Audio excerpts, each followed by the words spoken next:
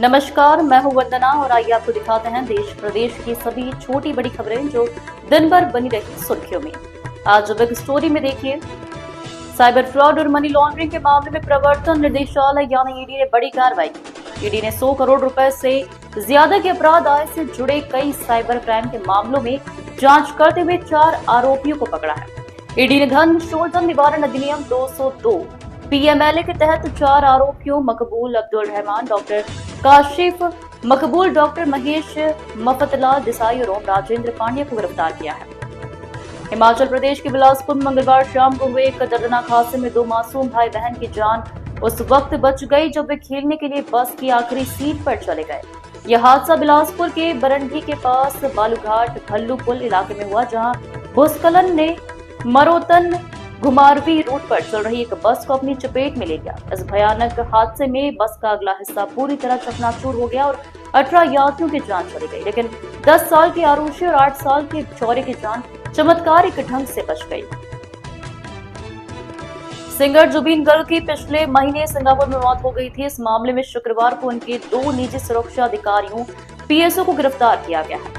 ये दोनों निजी सुरक्षा अधिकारी सिंगर जुबीन गर्ग के साथ ही रहते थे। इस मामले की अधिक जानकारी देते हुए पुलिस ने कहा कि जुबीन की सुरक्षा में सरकार द्वारा तैनात नंदेश्वर बोरा और परेश वैश्य को असम पुलिस ने कई दौर की पूछताछ के बाद मंगलवार को निलंबित कर दिया है। उन्होंने कहा कि दोनों के बैंक खातों के माध्यम से कई लाख रुपए का वित्तीय लेन देन किया गया, जिससे संदेह पैदा हुआ है। दोनों को गिरफ्तार कर लिया गया है। सुप्रीम कोर्ट ने मध्य प्रदेश और राजस्थान में जहरीले कफ सिरप के सेवन से बच्चों की मौत के मद्देनजर जांच और औषधि सुरक्षा तंत्र में प्रणालीगत सुधार के अनुरोध वाली जनहित याचिका शुक्रवार को खारिज कर दिया है। प्रधान न्यायाधीश बीआर गवई, न्यायमूर्ति उज्जवल भैया और न्यायमूर्ति के विनोद चंद्रन की पीठ ने वकील विशाल तिवारी द्वारा दायर जनहित याचिका सॉलिसिटर जनरल तुषार मेहता द्वारा आपत्ति जताने जाने के बाद खारिज कर दी है। गाजा में आज दोपहर से युद्ध विराम समझौता हो गया लागू, इजरायली सेना की वापसी शुरू। फिलिस्तीनियों के बीच भी समझौते को लेकर मिश्रित प्रतिक्रियाएं हैं, क्योंकि कई लोग इसे इजरायल द्वारा धोखा देने की कोशिश मान रहे हैं। इस दौरान अंतर्राष्ट्रीय समुदाय भी इस संघर्ष को समापन करने के लिए दबाव बना रहा है और शांति प्रयासों को बढ़ावा देने की दिशा में काम कर रहा है। भोजपुरी एक्टर और सिंगर पवन सिंह की पत्नी ज्योति सिंह आज जनसुराज के संस्थापक प्रशांत किशोर से मिलने पहुंची। यह पटना के शेखपुरा हाउस में ज्योति सिंह ने प्रशांत किशोर से मुलाकात की। हालांकि दोनों की मुलाकात के राजनीति मायने निकाले जा रहे हैं, लेकिन मुलाकात के बाद दोनों ने चुनाव या टिकट के लिए की गई किसी भी चर्चा से इनकार किया है। पवन सिंह की पत्नी ज्योति सिंह का कहना है कि उन्होंने सिर्फ न्याय के लिए प्रशांत किशोर से मुलाकात की है। वह ऐसी महिलाओं के लिए न्याय चाहती हैं जिनके साथ अन्याय हो रहा है। महाराष्ट्र के भंडारा में अवैध रेत का परिवहन कर रहे ट्रक का पीछा करने पर माफिया ने एसडीएम पर ही जानलेवा हमला कर दिया। बोलेरो से कट मारकर उनकी गाड़ी पलटा दी गई। इस घटना में एसडीएम माधुरी विट्ठल तीखे और उनके पति घायल हुए हैं। 9 अक्टूबर को सुबह 5 बजे भंडारा की उपविभागीय अधिकारी माधुरी अवैध रेत के कारोबार का पर्दाफाश करने निकली थी। वहीं अवैध रेत से भरे ट्रक का पीछा कर रही थी। इस दौरान पीछे से आई बोलेरो ने कट मारते हुए उनकी गाड़ी पलटा दी। यूपी के बलिया के बडसरी जांगीर गांव में 3 महीने से पानी में डूबा है। इसकी वजह से गांव में पारिवारिक रिश्तों पर असर पड़ रहा है। दावा किया जा रहा है कि पानी में डूबे होने की वजह से कई नई नवेली दुल्हनें ससुराल छोड़कर मायके चली गई हैं। 300 आबादी वाले बड़सड़ी जांगीर गांव के राजभर बस्ती के लोगों ने जिला प्रशासन से इस गांव को गोद लेने की मांग की। गरीब ग्रामीण चंदा लगाकर गांव में भरे पानी को डीजल इंजन से निकाल रहे हैं। कानपुर के मेस्टन रोड स्थित मिश्री बाजार में बुधवार रात 7:30 बजे अवैध पटाखों के भंडार में हुआ धमाके ने शहर में हड़कंप मचा दिया है। इस घटना के बाद सोशल मीडिया पर अफवाहों और भ्रामक खबरों का दौर शुरू हो गया, जिसके जरिए घटना के बाद कुछ असामाजिक तत्वों ने सामाजिक सौहार्द बिगाड़ने की कोशिश की। 1338 किलोमीटर पैदल चलकर मेहसाणा से अयोध्या पहुंचे 73 साल के बुजुर्ग 1990 में लिया था संकल्प। मेहसाणा के जयंतीलाल हरजीवन दास पटेल 1990 में वरिष्ठ भाजपा नेता लाल कृष्ण आडवाणी के नेतृत्व में सोमनाथ अयोध्या रथ यात्रा के दौरान लिए गए अपने संकल्प को पूरा करने के लिए 40 दिनों की पैदल यात्रा के बाद अयोध्या पहुंचे। मुख्यमंत्री योगी आदित्यनाथ ने गुरुवार को वीडियो कॉन्फ्रेंसिंग के माध्यम से आगामी पर्व त्योहारों की तैयारियों और प्रदेश की कानून व्यवस्था की व्यापक समीक्षा की। उन्होंने अधिकारियों को निर्देशित करते हुए कहा कि इस वर्ष की दीपावली स्वदेशी की भावना के साथ मनाई जाए। हर वर्ग का परिवार पर्व त्योहारों पर कुछ न कुछ खरीदारी करता है और इस बार ये खरीदारी स्वदेशी उत्पादों की होनी चाहिए। राज्य के सहकारिता मंत्री बाबा साहेब पाटिल ने एक बयान में सियासी तूफान खड़ा कर दिया है। उन्होंने किसानों की कर्ज माफी को लत करार देते हुए कहा है कि चुनावी जीतने के लिए नेता कुछ भी वादे कर देते हैं, लेकिन जनता को सोच समझकर मांग करनी चाहिए। इस बयान पर विपक्ष ने कड़ी नाराजगी जताई है और मंत्री के इस्तीफे की मांग की है। दिल्ली सरकार अपनी कई सेवाओं को फेसलेस बिना आमने सामने संपर्क के बनाने पर काम कर रही है, जिसके तहत बर्थ और कास्ट सर्टिफिकेट जैसे डॉक्यूमेंट्स के लिए अब व्हाट्सएप के जरिए आवेदन किए जा सकेंगे और इस मैसेजिंग ऐप पर भी सर्टिफिकेट मिल जाएंगे। अधिकारियों ने जानकारी देते हुए बताया कि विभिन्न विभागों की लगभग 50 सेवाओं की पहचान की गई है, जिनके लिए लोग व्हाट्सएप के माध्यम से आवेदन कर सकेंगे। बिहार विधानसभा चुनाव के दौरान बुर्का और घूंघट के अंदर पहचान छिपाने का मामला जोर शोर से उठाया जा रहा है। इस पर चुनाव आयोग ने शुक्रवार को अहम घोषणा की। चुनाव आयोग ने कहा है कि बिहार में मतदान केंद्रों पर बुर्का पहनकर या पर्दे में आने वाली महिला मतदाताओं की पहचान गरिमापूर्ण तरीके से सत्यापित करने के लिए विशेष व्यवस्था की जाएगी। बिहार चुनाव जहां हमारे पीएम है, वहां चिराग पासवान ने एनडीए में सीट बंटवारे को लेकर दिया बड़ा बयान। लोक जनशक्ति पार्टी रामविलास के नेता चिराग पासवान ने एनडीए के सीट बंटवारे को लेकर सकारात्मक संकेत दिया है। बीजेपी नेताओं और चिराग पासवान के बीच लंबी बातचीत के बाद चिराग पासवान ने कहा है कि सीटों के अलावा भी कई चीजों पर विस्तार से बात हो रही है। बिहार विधानसभा चुनाव में एनडीए के घटक दलों के बीच सीट शेयरिंग को लेकर बैठकों का दौर चल रहा है। लोक जनशक्ति पार्टी रामविलास के प्रमुख चिराग पासवान 2-7 सीटों को लेकर अड़े हुए हैं। चिराग पासवान जमुई जिले की 2 विधानसभा सीट चकाई और सिकंदरा सीट की डिमांड पर अड़े हैं। इसके साथ ही वह बिहार में 22 सीटों की दावेदारी कर रहे हैं। देश में अब हर त्योहार के साथ एक नया विवाद भी जुड़ने लगा है।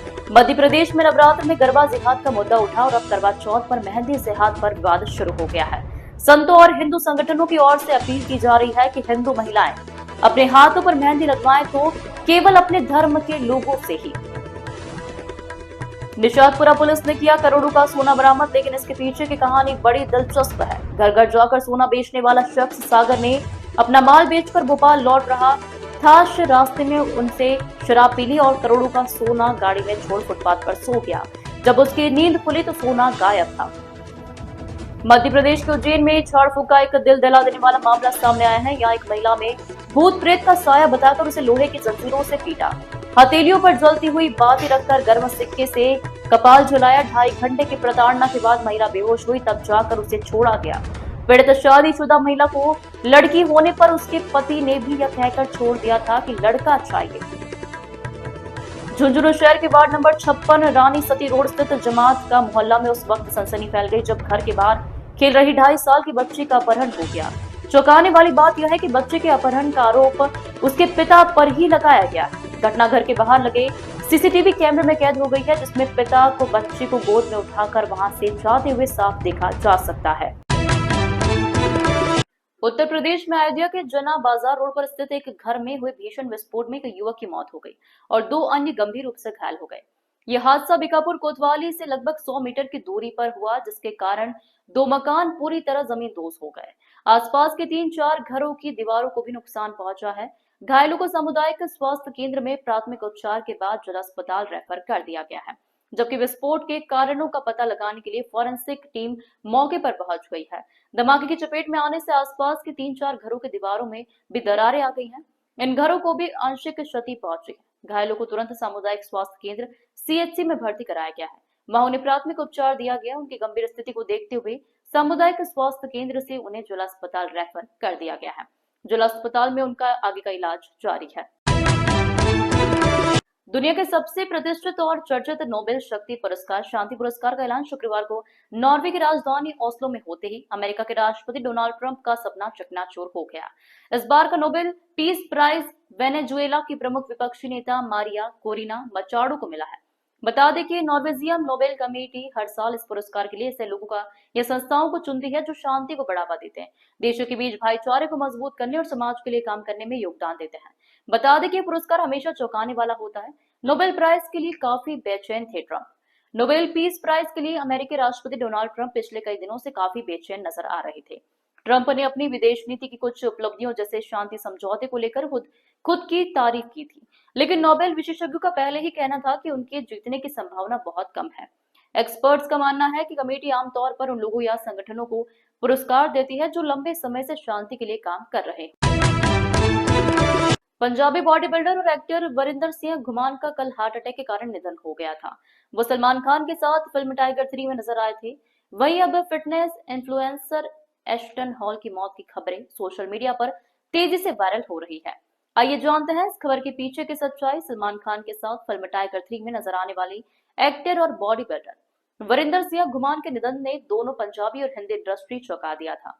लेकिन वहीं अब फिटनेस इन्फ्लुएंसर एस्टन हॉल के निधन की खबरें भी तेजी से फेसबुक और बाकी सोशल मीडिया पर वायरल हो रही है। अचानक उनकी मौत की खबर सुनकर दुनिया भर में मौजूद उनकी लाखों फैंस हैरान रह गए हैं, तो वहीं कोई लोग इस खबर को झूठा बता रहे हैं।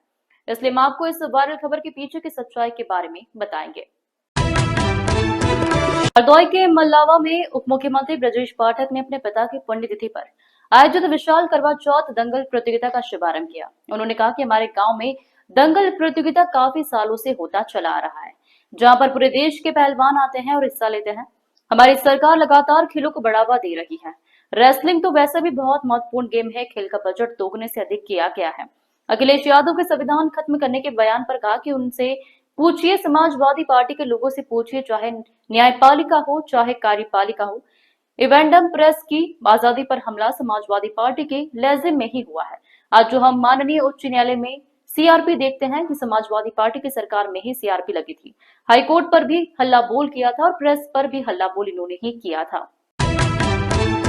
प्रतापगढ़ में मुख्य विकास अधिकारी सीडीओ डॉक्टर दिव्या मिश्रा ने गुरुवार को विकास भवन सभागार में आयोजित एक प्रेस वार्ता में बताया कि उत्तर प्रदेश प्रधानमंत्री नरेंद्र मोदी की विकसित भारत 2047 की परिकल्पना को साकार करने में अग्रणी भूमिका निभा रही है। यह प्रेस वार्ता दोपहर 1:30 बजे आयोजित की गई थी। डॉक्टर मिश्रा ने कहा कि वर्ष 2017 से 2025 के बीच राज्य में सुरक्षा, सुशासन और विकास की मजबूत नींव रखी जा चुकी है। उन्होंने बताया कि इसी आधार पर अब 2047 तक उत्तर प्रदेश को भारत का सबसे विकसित और अग्रणी राज्य बनाने का संकल्प लिया गया है। सीडीओ ने जानकारी दी कि विकसित उत्तर प्रदेश 2047 की कार्य योजना विशेषज्ञों के परामर्श और व्यापक जन भागीदारी के साथ तैयार की जा रही है। इस योजना में कृषि, उद्योग, आईटी, पर्यटन, स्वास्थ्य, शिक्षा, समाज कल्याण, परिवहन, शहरी एवं ग्रामीण विकास सहित 12 प्रमुख क्षेत्रों पर विशेष ध्यान केंद्रित किया जाएगा, ताकि राज्य समग्र विकास के पथ पर आगे बढ़ सके।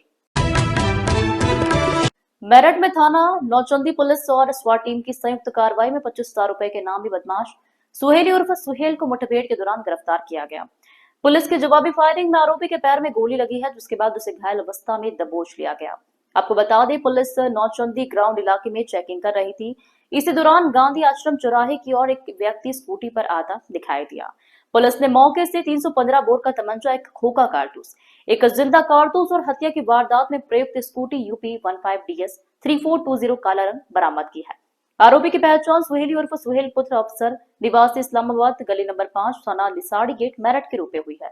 ये वही आरोपी है जो 16-17 जून 2025 की रात युग हॉस्पिटल हापुड़ अड्डे के पास जुनैद हत्याकांड में वांछित चल रहा था। इस मामले में पहले ही 4 आरोपियों को गिरफ्तार कर जेल भेजा जा चुका है, जबकि सुहेली फरार था। उसकी गिरफ्तारी पर एसएसपी मेरठ ने 25,000 रुपए का इनाम घोषित किया था। पुलिस रिकॉर्ड के अनुसार सुहेली के खिलाफ पहले से आयुध अधिनियम और हत्या के प्रयास समेत 4 मुकदमे दर्ज है। पुलिस ने बरामद हथियार और वाहन को सील कर कानूनी कार्रवाई शुरू कर दी है। सहारनपुर के थाना देहात कोतवाली क्षेत्र के ग्राम दाब की गुर्जर से एक दिल दहला देने वाली मामला सामने आया है। सोशल मीडिया पर एक जली हुई महिला का वीडियो तेजी से वायरल हो रहा है, जिसमें वह अपने ऊपर हुए अत्याचार की पूरी कहानी बयां कर रही है। वायरल वीडियो जिला अस्पताल का बताया जा रहा है, जहां महिला का इलाज चल रहा था, जहां से उसकी हालत को नाजुक को देखते हुए हायर सेंटर रेफर कर दिया। वीडियो में पीड़िता कहती दिख रही है कि उसके ससुराल वालों ने उसे जलाकर मारने की कोशिश की और बाद में उस पर दबाव बनाया गया कि वह घटना को गैस सिलेंडर लीक होने की वजह बताए। राशिका ने यह भी कहा कि उसका पति आए दिन नशा करता है, उसे पीटता है, उसके बच्चों को भी उससे छीन लिया गया है। एसपी सिटी व्योम बिंदल ने बताया कि मामले में गंभीर धाराओं में मुकदमा दर्ज कर लिया गया है और पुलिस आरोपियों के खिलाफ सख्त कार्रवाई कर रही है। इस न्यूज के प्रायोजक है सर्वोकॉन, रखे सब कंट्रोल में। FMS इंफ्राटेक रियल एस्टेट का भरोसेमंद साथी। Servo step for strong tomorrow और अयाज परफ्यूम्स,